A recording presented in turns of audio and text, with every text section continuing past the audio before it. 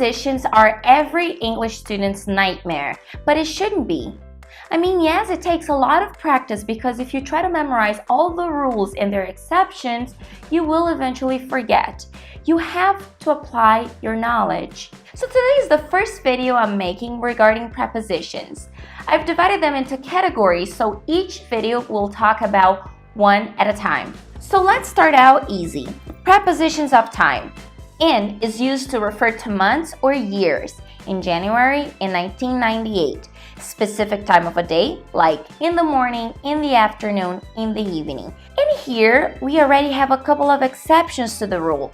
At noon and at night, which I will talk about in a bit. In is also used with seasons of the year, in the summer and the fall. Or to talk about centuries, in the 19th century, or specific period of time in the past or future, in the Stone Age.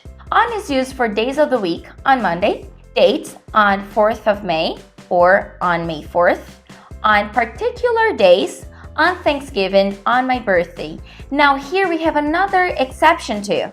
Conversely, some natives say at Christmas, for example, and that's when they're referring to the entire holiday, not the day of Christmas itself.